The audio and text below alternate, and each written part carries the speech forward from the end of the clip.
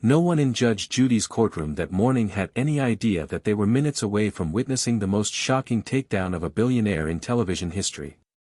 People had seen arrogance before. They had seen entitlement. They had seen disrespect.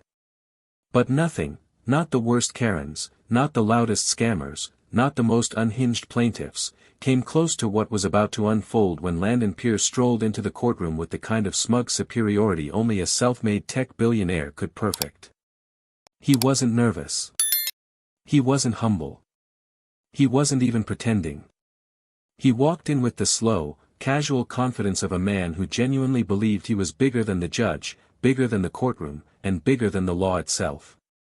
And the shocking part? He made sure everyone knew it. What the audience didn't know was that this wasn't just another arrogant man with too much money.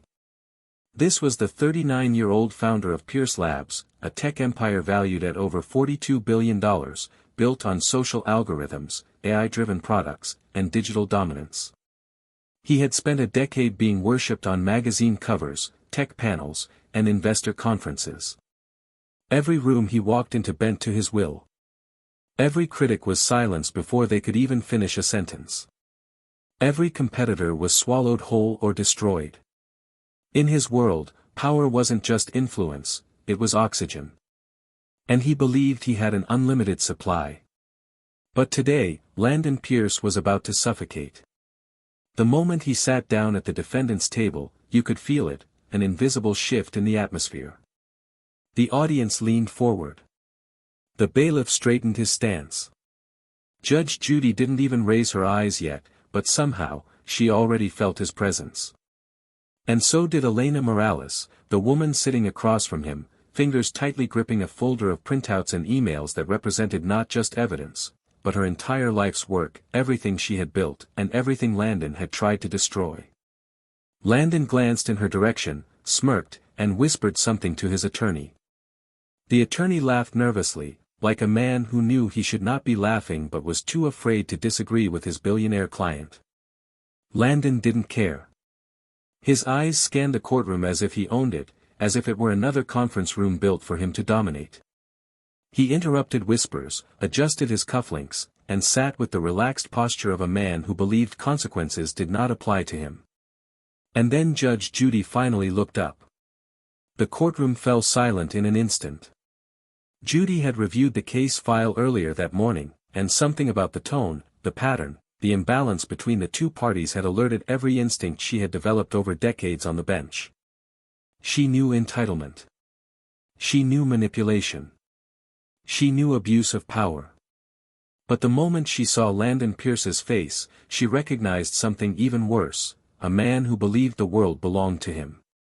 "Mr. Pierce," she began, her tone controlled, calm, measured, "you seem very comfortable for someone being sued." He smiled, one of those slow, dismissive smiles reserved for people he believed were beneath him.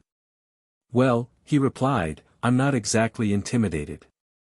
I've dealt with regulators, senators, investors, this should be easy." A faint ripple of disbelief moved through the courtroom.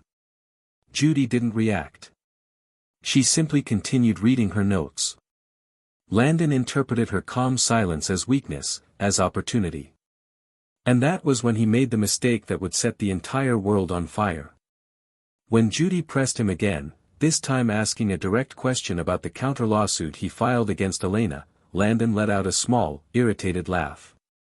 "Honestly, Judge," he said, leaning back with infuriating confidence, "I'm not concerned.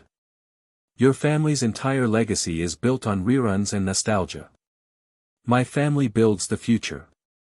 So no offense, but this," he gestured broadly at the courtroom, "the cameras, the people, isn't real power. It's entertainment." The courtroom didn't breathe. The audience froze. Elena's eyes widened. The bailiff took one half-step forward, sensing something seismic was about to happen. The producers behind the cameras held their breath. Landon Pierce had not just crossed a line, he had hurled himself over a cliff. Judge Judy didn't blink. Her eyes narrowed a fraction of an inch, just enough for the viewers at home to know that something terrible had awakened. The silence stretched so long and so tightly that you could practically hear the weight of Landon's words sinking into the floor. And then Judy spoke. "Mr. Pierce," she said softly, too softly, "you just made the most expensive mistake of your entire life." A ripple of dread crawled across the courtroom. The audience could feel it. The viewers at home would later say they felt it through the screen. Something was about to snap, something massive, irreversible, and historic. But before everything exploded, before the evidence, the revelations, the destruction, pause for one thing. If you're watching this and you believe no amount of money, fame, or power should ever place someone above consequences, hit that like button right now and subscribe. Because what Judge Judy is about to reveal about this billionaire will shock you more than any tech scandal you've heard this year. Landon Pierce had no idea that the next 20 minutes would destroy the empire he built, expose the lies he lived by, and turn him into the symbol of what happens when ego tries to challenge justice. And Judge Judy was just getting started. The shift in the courtroom was immediate. After Landon Pierce disrespected Judge Judy's family legacy, the atmosphere thickened into the kind of heavy silence usually reserved for the moments before a storm breaks. Elena Morales, the plaintiff, felt her heartbeat pounding so hard she wondered if the microphones were picking it up. She had expected arrogance from him, yes. She had expected denial. She had expected manipulation. But she had not expected him to attack a judge's family so boldly, so publicly, and so stupidly. It was the kind of disrespect that didn't just cross lines, it obliterated them. Judy didn't raise her voice. She didn't slam the bench. She didn't even lean forward. Instead, she did something far more terrifying. She sat back, folded her hands neatly, and looked at Landon Pierce as if she were finally seeing the real man behind the billion-dollar facade. And what she saw made every viewer at home instinctively straighten their posture. "Let's begin," she said. Those two words carried more power than any lecture on Wall Street ever had. She asked Elena to explain, in her own words, what brought them to this courtroom. Elena swallowed, her hands trembling just enough for the front row of the audience to notice. She had been preparing for this moment for weeks, rehearsing her statements in her bathroom mirror, practicing deep breaths in her car, reminding herself that this man who had nearly destroyed her business was just a human being, not a god. But sitting across from him now, with his cold smirk and dismissive gaze, she felt every wound reopening. "Your Honor," she began softly, "I worked for Mr. Pierce's company for 9 years. I was one of the lead designers for Pierce Labs' environmental AI division."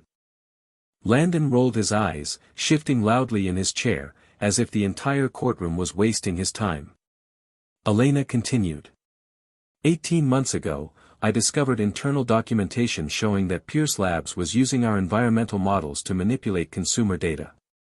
They weren't helping communities predict pollution, they were selling prediction access to private investors before the data was made public. Judy raised one eyebrow. "Insider advantage?" "Yes, Your Honor." "And you have proof of this?" She held up the folder. "Emails, logs, internal memos. Everything." The audience murmured. They weren't tech experts, but they understood enough to know that what Elena just described wasn't just unethical, it was illegal. Judge Judy turned to Landon. "Mr. Pierce, do you have anything to say before I review the evidence?" He didn't bother hiding his disdain. "Your Honor, Elena is a disgruntled former employee who violated her NDA. She was fired for poor performance. This is nothing but an attempt to extort a settlement before her little startup collapses." Elena's jaw tightened. She had spent 10 years building her reputation and had never received a single complaint about her performance until she confronted the company's misconduct. But Judy wasn't finished. "You filed a counter-lawsuit," Judy said, flipping through the papers. "Defamation, breach of contract, financial sabotage. You claim she cost your company $37 million in projected revenue." Landon nodded smugly. "Correct. And that she did so intentionally to damage your public image?" "Because she wanted revenge," he said, almost laughing. Judy stared at him. Not a blink. Not a twitch. Just cold, unwavering silence. And then she said something that made every person in the room feel a chill run down their spine. "Mr. Pierce, you insulted my family. Now I'm going to ask you a question, and you need to answer it honestly." The smirk vanished. "In the last 3 years, how many whistleblowers has your company fired?" He blinked. "That's irrelevant." "How many?" "That's privileged internal." "How many?" she repeated, her voice razor-sharp. Landon's attorney interjected. "Your Honor, my client is not required to." "Sit down," Judy snapped without even looking at him. He sat. The audience held their breath. Judy leaned forward just slightly, not enough to seem aggressive, but enough to signal that something very important was happening. "Mr. Pierce. This courtroom is not your boardroom. You do not get to bully, silence, or threaten your way out of questions. So I will ask again, and this time you will answer." Landon swallowed. For the first time since entering the courtroom, a flicker of anxiety crossed his face. "5, he muttered. Loud whispers rippled through the audience. 5 whistleblowers, Judy repeated. And each one was fired within 30 days of reporting internal misconduct. "That's standard procedure," he barked. "They violated confidentiality." "No," Judy said, voice cool as marble. "That's retaliation." Landon's face flushed with anger. Judy picked up Elena's folder and opened the first email. "Let's read one aloud, shall we?" she said. "This one is from your senior engineer, written 2 days before she was terminated." Landon's jaw clenched. "Mr. Pierce, I believe using our AI models to provide investors with early environmental data is not only unethical but illegal. We need to stop." She closed the folder gently. "And she was fired 12 days later for disruptive behavior. Coincidence?" Landon said nothing. The audience knew. The viewers at home knew. Judy knew. The empire he thought protected him was starting to crack. Judy's voice dropped to a lower, quieter, more dangerous tone. "Mr. Pierce, you didn't come here today expecting justice. You came here expecting obedience." Every word hit him like a strike. "But you walked into the wrong courtroom. And you disrespected the wrong family." Landon's expression hardened, arrogance fighting panic. And the real destruction hadn't even begun yet. What happened next would become the turning point of the entire case, the exact moment when the billionaire who thought he controlled every room finally realized he had no control here. Judge Judy leaned back in her chair, her eyes narrowing with the kind of precision that had taken down thousands of liars, manipulators, and professional charmers. But Brent Calloway wasn't ready to accept that he was in danger. In his mind, consequences were for regular people. He was a billionaire, a tech mogul, a Silicon Valley king who owned 3 companies, 2 penthouses, and the loyalty of millions of fanboys online. This courtroom? To him, it was a stage, and he was the star. He crossed his arms, smiling with smug amusement, as if Judge Judy were simply another outdated system he planned to disrupt. Judge Judy turned to Mrs. Friedman, the elderly teacher Brent had so casually insulted and humiliated. "Ma'am," she said firmly, "continue from where you left off." The quiet old woman nodded, her hands trembling slightly as she spoke. She described how Brent had berated her in a grocery store for refusing to cut in line for him. She talked about how he laughed when she couldn't carry her own bags. She recalled how he took a photo of her and posted it online, calling her a parasite of society. The audience gasped as she described receiving thousands of hateful comments, threats, and mocking edits. She lost sleep. She lost her sense of safety. She lost the dignity she had protected for 72 years. As she spoke, something in the room shifted. Even Brent's fake smirk faltered for a fraction of a second. But still, he recovered with arrogance. "Your Honor, that's just online culture," he said dismissively. People post things about me all the time. I don't cry about it. Judge Judy's eyebrows rose in silent, devastating disbelief. People post about you because of your choices, she replied sharply. This woman is not a public figure. She is not your punching bag.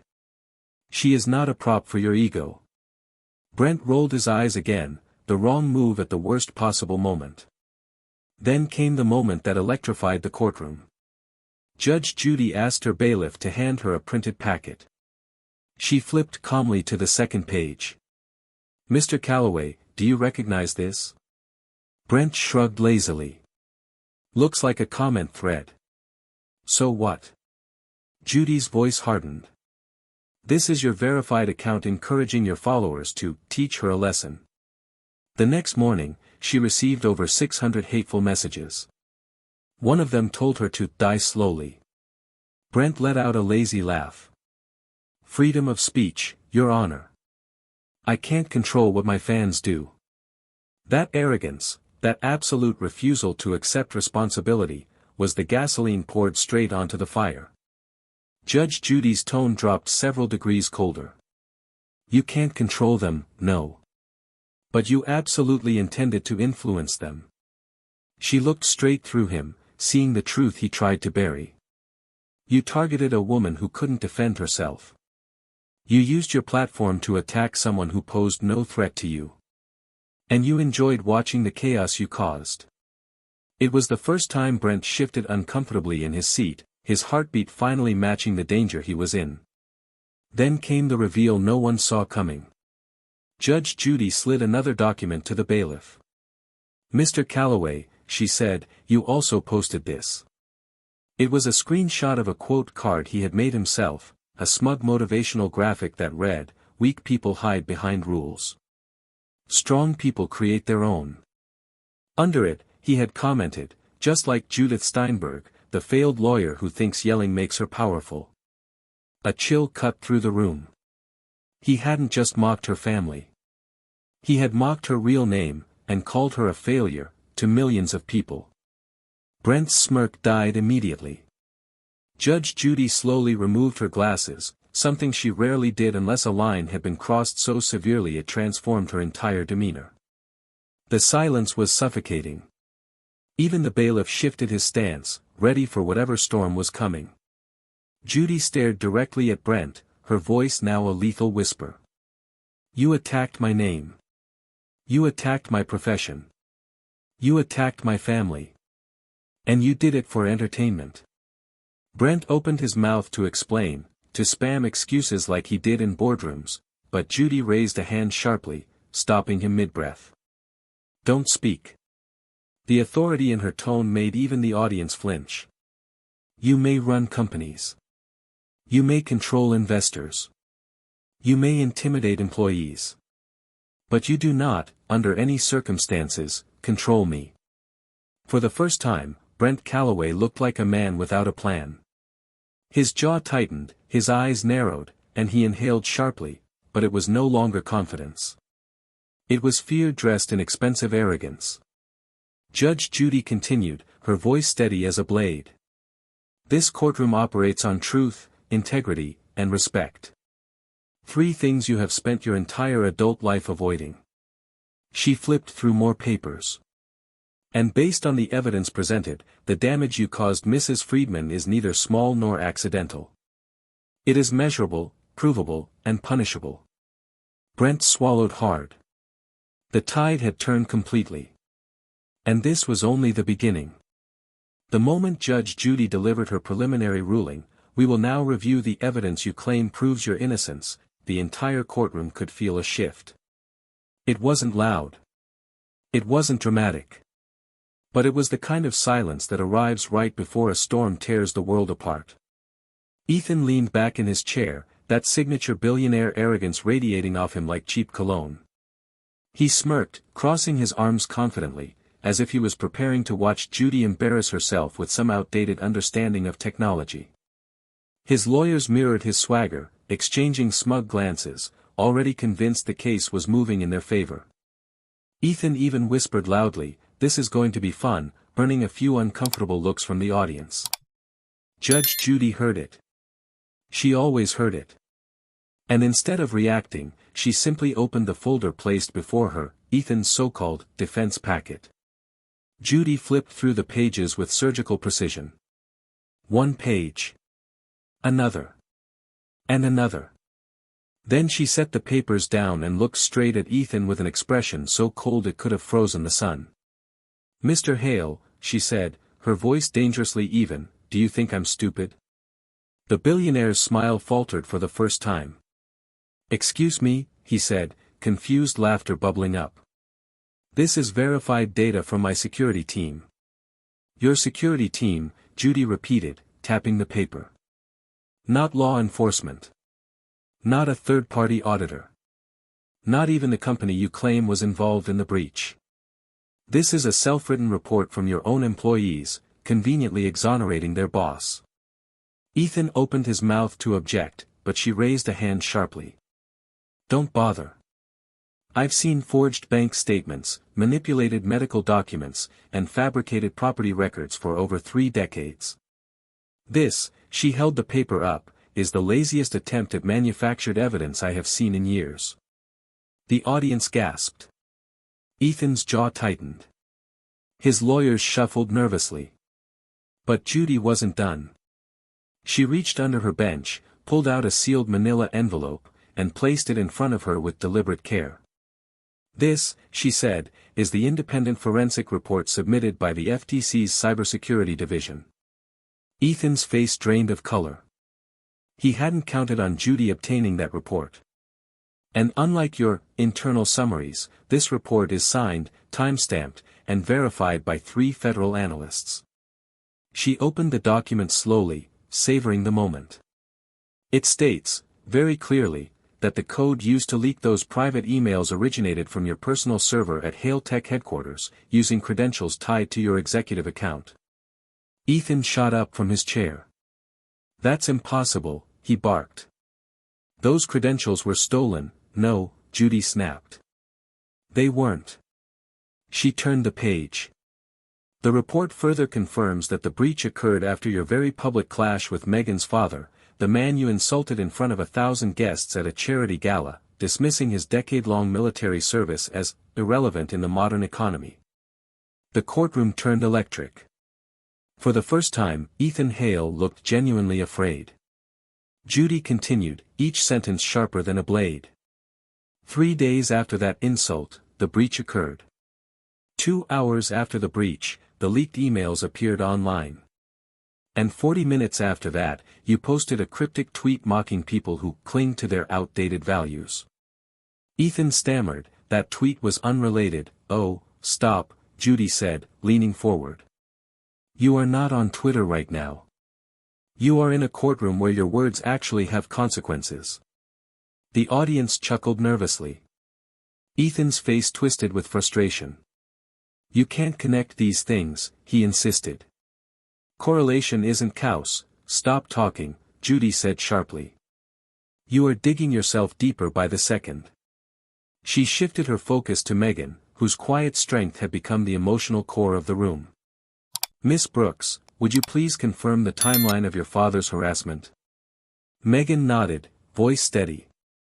"The anonymous messages targeting his military service began the morning after Mr. Hale tweeted that." Judy nodded. "Exactly. Direct cause. Direct effect. And Mr. Hale," she jabbed a finger at him, "is arrogant enough to think nobody would piece that together because he lives in a world where he's never been told no." Ethan clenched his fists, struggling to maintain control. "This is a witch hunt," he snapped. "You're twisting everything because you're offended that I mentioned your family, and there it is," Judy said, her voice dropping into an icy calm that made the room still. "The truth buried inside your tantrum." She stood. "You insulted my family because you thought it would destabilize me. You underestimated me because you underestimate everyone. You have spent years surrounded by employees who are afraid to challenge you, lawyers who clean up after you, and investors who worship your money more than your morality." She stepped closer. "But you made the mistake of coming into my courtroom. And in here, your power does not exist. Ethan tried one last attempt. You have no proof I ordered anything. Judy smiled, but it wasn't warm. It was the kind of smile that appears right before a hammer drops. You're right, she said. You didn't order it. Ethan blinked. Then what? You authorized it. And that makes you responsible. The blow landed like an explosion. Ethan collapsed back into his seat. His lawyers stared at the floor. Megan covered her mouth, trembling, not from fear, but from relief. Judy sat down again, folding her hands. Section 4 of my ruling is simple, she announced. The evidence overwhelmingly shows you retaliated against a veteran's family over a petty, ego-driven insult. And now, Mr. Hale, she paused. Now comes the part where you learn what accountability feels like. The courtroom was silent in a way that felt unnatural, like the air itself was waiting for something to break. Cade Whitlock stood frozen, hands limp at his sides, eyes wide and hollow, as if the reality of what had just happened was too enormous to fit inside his brain all at once. A man who'd spent his life bending reality, technology, contracts, staff, money, to his will was finally realizing there existed one room in the world where none of those tools mattered. Judge Judy watched him with the composed expression of someone who had dealt with kings, billionaires, criminals, geniuses, and fools, yet still understood exactly how to humble each one in her own unmistakable way. When she spoke, her voice was steady. Controlled. Sharp enough to slice through the last threads of Cade's confidence. Mr. Whitlock, she said, you built a company worth over $40 billion. But you never learned the one skill that matters more than all the code you've written, all the patents you've filed, all the money you've collected. She paused. Respect. The word hit harder than any fine, any ruling, any legal punishment he'd ever faced. Cade's throat tightened, and he blinked hard, trying to keep his composure, but his face was a tell. That word didn't just sting, it exposed everything he tried so desperately to hide. The truth that behind the private jets, the flashy interviews, the global fame, and the curated image was a man with no real power where it counted. Judge Judy continued with the calm certainty of someone delivering a moral autopsy. You walked into my courtroom speaking to my bailiff, my staff, and my own daughter with the tone of someone who believes his wealth is a shield. Or worse, a weapon. She leaned slightly forward. Let me make this very simple, it isn't. The audience was silent, but their eyes were sharp with the same disbelief. They had seen celebrities melt down, athletes lose control, politicians bluster, but nothing compared to the spectacle of watching a billionaire tech founder get stripped of every ounce of his self-importance. Dana Sullivan, the woman Cade had bullied, degraded, and retaliated against, sat rigidly at her table. Her hands trembled, but this time not from fear, from relief. Validation. Survival. Years of humiliation finally coming to a close. When Judy turned her gaze toward Dana, her tone softened just enough to signal compassion without compromising authority. Ms. Sullivan, your testimony and your evidence were compelling, consistent, and truthful. You were retaliated against. You suffered professional, emotional, and financial harm. She turned her attention back to Cade. And you, Mr. Whitlock, did so knowingly. Cade's lips parted, as if he was about to speak, but Judy held up a finger, not unkind, but with a clear message, you've said enough. The court finds in favor of the plaintiff, Judy said. Ms. Sullivan, you are awarded damages totaling $112,000. The number felt like a punch to the room. Even the camera operator jerked slightly, stunned at the figure. She continued, this includes lost wages, emotional distress, and punitive damages for deliberate retaliation. Cade's head snapped up, his eyes suddenly bright with panic. The amount was insignificant to him financially, but what it represented, that was catastrophic. The entire case would become public record. The headlines would write themselves. Boards would question him. Investors would pull back. Employees would talk. Competitors would celebrate. And worst of all, the The world would learn that the brilliant billionaire who lectured others about innovation and leadership had been humbled in the one courtroom where character, not wealth, was the currency. Judge Judy wasn't finished. She folded her hands, her expression unreadable. "Mr. Whitlock, you may believe this ends with a financial award. It doesn't. Let me offer you a piece of advice, and you would be wise to take it seriously." She waited until his eyes met hers.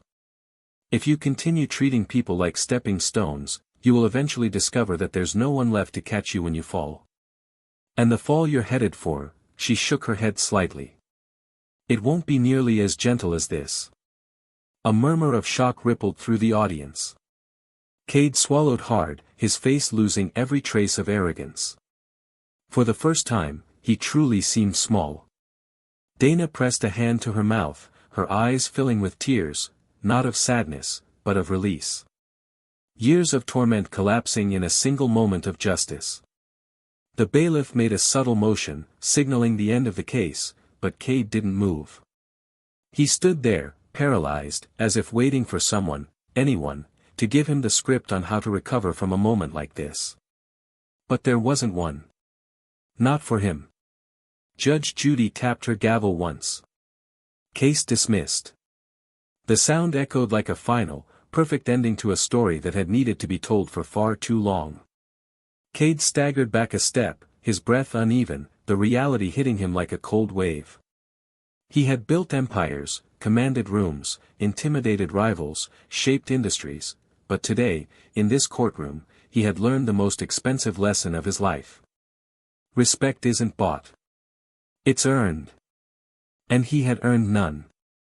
He turned to leave, but before he reached the door, he heard the audience whispering, not in awe of him, but in awe of the judge who had stripped his ego clean. It was over. And this time, even his billions couldn't save him.